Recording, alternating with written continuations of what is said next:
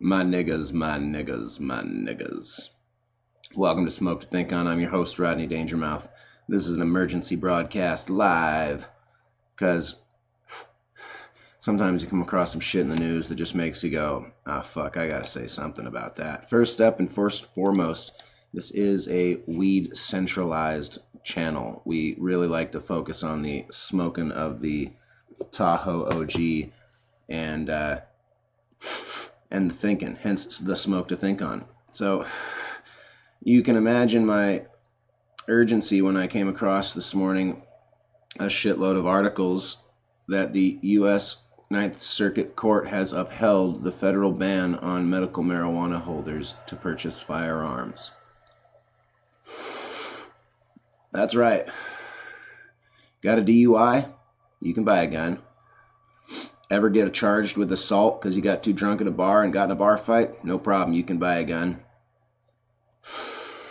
Oh, you made the choice to medicate your chronic back pain and insomnia with a non-pharmaceutical drug that doesn't cause addiction or any physiological damage short of the general physiological damage caused by smoke inhalation?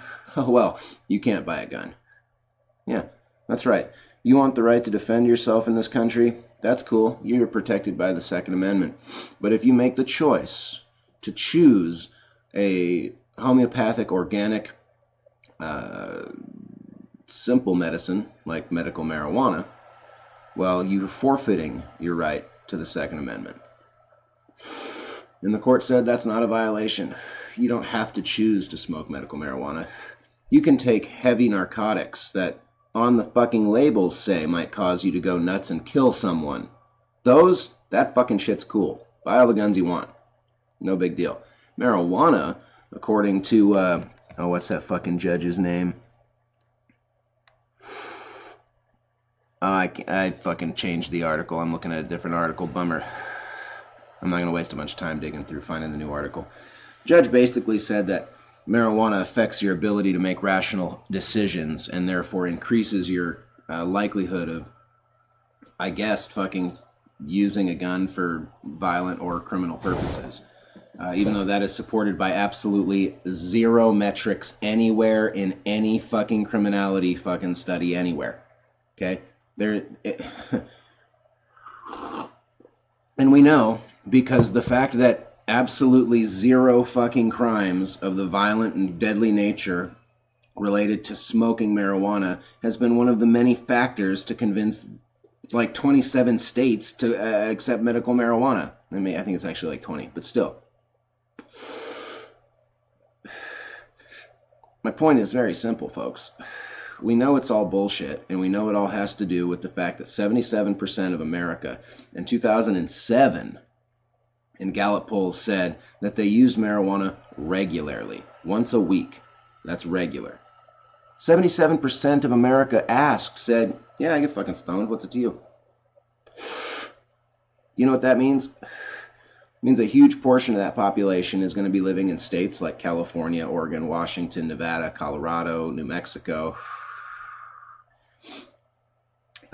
Illinois, Michigan. And those people, a good portion of them, will have medical marijuana cards. Do you know what you've just done in one fell swoop? You've sequestered an entire massive chunk of the population, and you're now keeping them disarmed. It's the same thing that they did with the Veterans Disarmament Act in 2004, 2005, which made it more difficult for vets and people who have been diagnosed with PTSD to access and purchase firearms. Now, you may be thinking, well, that makes sense. That's good. Well, if you remember the function of the Second Amendment, it was pretty simple: to allow the people to have a final check and balance against a government that historically, even then in 1776, had proved the concept that power denotes corruption. And they said the people need a way to protect themselves from that. If we're going to have a military force and a police force and things like that, we're going to need to have a means to protect ourselves as citizens from the power if it so chooses to get out of control. Well, the thing that all the gun nuts are concerned about is losing the check and balance with the military that is literally the strongest in any historical significance. I mean, there's never been a military like the United States military. Not Rome, not Greece, not Sparta, not fucking not even the fucking Mongol hordes or Genghis Khan. Okay, no, there's never been a force like the American force. To prove it, most countries, most empires that have tried to take Afghanistan have left in like 3-4 years. They're not there long because it's a tough fuck. We've been there for 13 years. 13 fucking years. We're still dropping bombs on that fucking rocky shithole. And we aren't going to stop. Now, when you have a military force like that, the people should have the capacity to protect themselves. Now, in terms of a toxic power structure that looks to enslave and dominate its constituency, removing the weapons from the people you've trained to use them and to protect their friends is a good first step. So you disarm the military. They did that first. Then you systematically disarm everybody else. This weed ban shit is a systematic disarmament of the American people. They know a shitload of us like to get fucking stoned. They want to take guns out of your hands.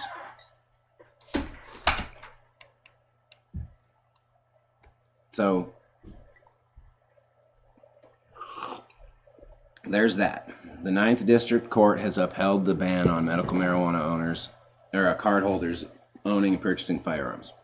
Now, I'm fairly certain in the states that still allow them, you can still go to a gun show and purchase a weapon. I suggest you do so soon if this is something that is important to you. Because that loophole will be closed sooner than later. Trust. The gun show is not going to be around much longer. That is the current target of most anti-gun activity. So, get to the gun show, bring with you $400, pick up a fucking piece, and defend yourself if necessary. But if it's not something that matters to you, then just, don't worry. We're going to start talking about Hillary Clinton's emails in a minute. But if it does matter to you, get to the gun show and get there soon, because it's going to go one of two ways. This is either going to extrapolate, or the people who care about gun rights and medical marijuana rights are going to stand up and fight against it. Now, I am a cynic. And I remember in 2007 watching the Burmese people come out in droves of 1 million to protest and get pushed back into their fucking homes by the military. Because protest is just a sign. It's just a symbol. It really doesn't produce much these days. So do what you want to do. Protest if you want to. What I'm going to do is just talk about it. I'm going to do what Eric Blair said, and in a time of universal deceit, I will speak the truth as a revolutionary act. And the truth is that this doesn't have anything to do with the dangers of marijuana. It has everything to do with keeping guns out of the people's hands. A disarmed people is a controllable people. And that's what this is about. Now, the FBI discovered at least 30 emails in the recovery of the deleted private server of Hillary Clinton. 30 emails that directly relate to Benghazi and Libya and the attacks in 2011. All your conspiracy nut buddies that have been telling you Hillary was fucking not only responsible for those attacks, but covered up those attacks to hide the fact that she sold ground-to-air missiles to fucking moderate rebels that became ISIS and then turned around and attacked the U.S. Embassy. In the annex. Okay, well, apparently she deleted those 30 emails. They didn't seem relevant. They're pretty fucking relevant. As it turns out, what I've been harping on for fucking half a year, it seems, is Hillary Clinton committed a fucking crime. She destroyed evidence. If you or I are being investigated by the FBI and we delete some fucking emails and eradicate them from a server, because we own the server and we have control over it, we'd be getting extra charges for destruction of property. Or, destruction of evidence. That's what we'd be facing. Destruction of evidence charges. Not Hillary Clinton. Well, now we got it. Now we know. Now it's out there. Approximately, okay, I'll read the quote. Using broad search terms, we have identified approximately 30 potentially responsive, 30 documents, potentially responsive to a Benghazi-related request. Department spokesman John Kirby said in a statement. At the time, we've not confirmed the documents are in fact responsive or whether they are duplicates of materials already provided by the Department of former Secretary Clinton in December 2014. Okay, so they don't know the full breadth of the documents, but I'm going to bet money that that's what we're going to find. That's what we'll find out, is that they were in fact directly related to the attacks and that they were not duplicates. I'm going to bet you money. I'm betting $5 right now. $5, payable to one. I ain't rich, niggas. But for real, that's what it's going to determine. And the God's honest truth is it doesn't fucking matter. Okay? The truth is it doesn't matter what's in these 30 emails related to Benghazi. It could just be fucking emails that contain news articles about Benghazi. Okay? Somebody could have sent Hillary an email from the Washington Post. When you dig through the email archives over at WikiLeaks, you'll discover that a lot of the emails are just correspondent. Hey, check this news article out. Check this news article out. Look at what they're saying. Here's this news article. That's a lot of it. Now, the other part of it is real shit. I'm guessing that this is going to be real shit. But even if it was just news articles, sending sending somebody news about Benghazi or receiving a news article about Benghazi, they were emails that specifically had the words Benghazi in them. And as far as, until you've opened that as an investigator and you've identified for yourself as an investigator that this is in fact not an email responsive to the Benghazi attacks, but just a fucking email saying, hey, some shit went down in Benghazi according to the Washington Post, until the investigator gets to look at it and decide that, it's fucking evidence. That's what it is. It's fucking evidence. If Ross Ulbricht, the Dread Pirate Roberts, had deleted emails on his own private email server on the dark web related to the Silk Road, that he'd have some extra fucking time under his belt for destruction of evidence. The key here is that the bitch deleted evidence. Because until it's been viewed and determined not pertinent by the investigating team, it's fucking evidence. It's that simple. She destroyed evidence. That's a crime. Why the fuck are we trying to put this woman in the office of presidency? We impeached Nixon for committing the crimes and fucking that he was never even convicted of. And yet we're about to put this bitch in the office, in the Oval fucking office, when we know fucking months in advance she's a criminal. She should not be the president of the United fucking States. We know this. Can someone please fucking explain this shit to me? I mean, I know I'm a high on, and you probably think I don't think straight because that's the current running stereotype, but trust me, I'll get it. I've been informed by many to be brilliant. I don't roll with it, but I'm just saying, that's what they say. Bring it to me. Explain to me how we can possibly fathom that in terms of the lesser of two evils, she's the lesser. This is unfucking believable to me.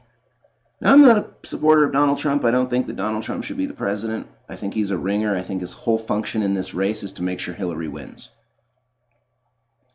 But I'm just flabbergasted at people when they look at this flowchart and set of scales of pros and cons. It's like, Jesus Christ. Hillary Clinton is an 8-year runny diarrhea session on your living room floor. It's like having a dog that only shits diarrhea and won't do it anywhere but on your carpet. Donald Trump is the lumpy turd. You clean it up in 4 years, it's no big deal. Hillary will get 8 years. That's what we do in America. That's been our pattern. It's a thing. And you mark my fucking words, it's going to continue. Unless we get Donald Trump. Donald Trump will only get 4 years. Because while Hillary Clinton will surreptitiously fuck all of us, and she will back channel, and she will be in the smoky cigar fucking filled rooms, Donald Trump will fuck everything up right out in the open. Okay? You'll see his fuck ups. They'll be very clear. It'll be like Bush all over. And yeah, sure, Bush was bad. I'm not saying he was great. He wasn't a good guy. But I'll tell you what, at least we'll see it. At least we'll be able to identify it. I'm doing a video probably later today. It won't be uploaded today, but I'll be working on it today. About this Arkansas business. I've seen a lot of memes about the people that Hillary Clinton has had killed. And we've all read the Snopes article that, the Arkansas list is bullshit, and here's why. And I agree with some of their conclusions, because I've done some of the hard research myself, and I think some of the people on that list shouldn't be on that list. I think the list is a little large. But ultimately, a list of one suspicious death that you could tie to Hillary Clinton would be enough for me to say, we ought to look closer at this. We ought to investigate this a little bit more. Just one on the list. I can find 3. And that's just with limited research. It's a big list. I'll do more. But I can find 3 that have direct ties to Clinton. Direct. And Snopes doesn't make those connections. They leave it off at the first scratch. Snopes it's an echo chamber for the status quo. It's the reassurance to those on the brink of awakening that they should stay ignorant in the matrix. It's like a fucking final check valve for the willfully ignorant. It's like you've been informed there's some shit going on, and you said to yourself, you know what, I'm going to look into it. And so you looked and you found Snopes, and Snopes said, oh, don't worry. Nothing's going on. Those people are crazy. They're just silly conspiracy theorists. Don't worry. Here, look. We scratched the surface, and see, they said that it was red and boiling lava, and it's only like yellow and green and a little rotten. It's no big deal. No big deal. Well, when you peel past the rottenness, it's usually lava and fucking hellfire. I'm sorry, but Snopes is bullshit. It's weak, lazy journalism designed to be weak, lazy journalism. It's designed to give you the impression that they dug deeper. They didn't dig deep enough.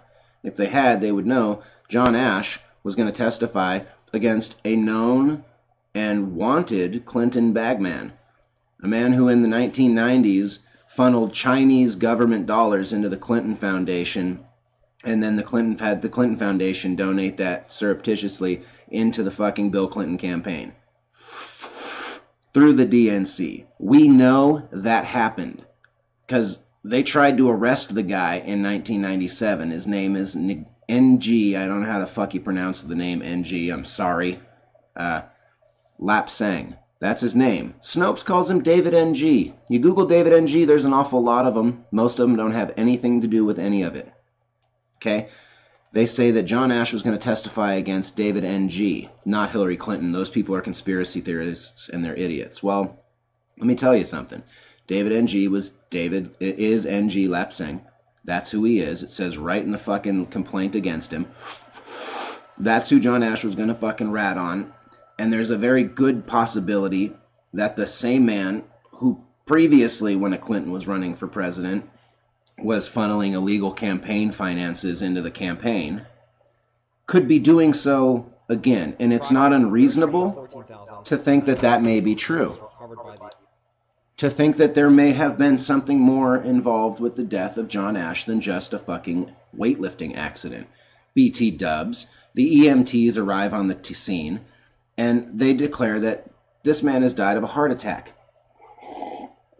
That's the first determination. That's the first stories out, the first news stories out. Can somebody please explain to me how when checking the man's throat for thick blockages, something lodged in his throat, the EMT didn't notice his crushed fucking esophagus from the weight bar that supposedly killed him in the new official story of how the man died? Can someone fucking explain to me how this EMT failed so fucking badly to notice the crushed fucking throat?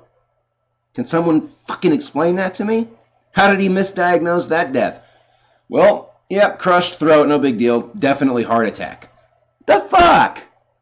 So to think that John Ash who was going to be testifying against a known fucking fraudster and finance campaign fraudster in a case about bribery, could not have possibly been about to expose deeper crimes that are more current, and was therefore killed for his fucking knowledge and possible testimony.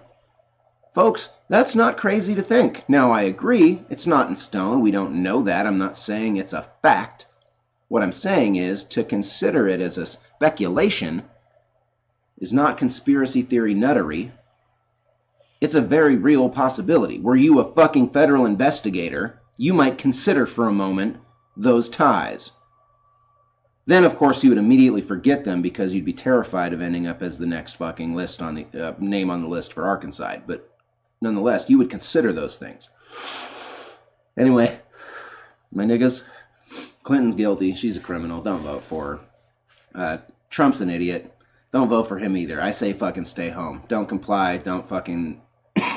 don't participate. Non-participation, non-compliance. It's your only fucking solution. Let 100 million fucking willfully ignorant, convinced of the illusion of choice idiots show up to the polls and vote, and then let Clinton win in a 50-49 split with like 200 million. Okay? And then let people scratch their fucking noggins on that math. And then we can all come together and go, oh yeah, it's a fucking rigged bullshit game. Let's do something different. But until then, you're not told enough in the world that you're loved. So please let me tell you now that I love you. Thanks for tuning in. Like, subscribe, and share with your friends. And do check us out on the Instagram and the Twitter and all that shit, because it's pretty fun.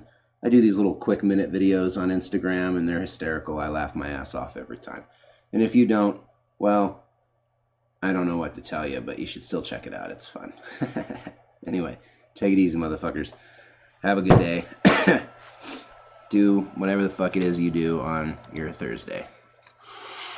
It's my day off, so I'm going to get stoned and go on a date and then maybe go to the beach. I'm thinking the beach. The beach sounds real fucking nice about now.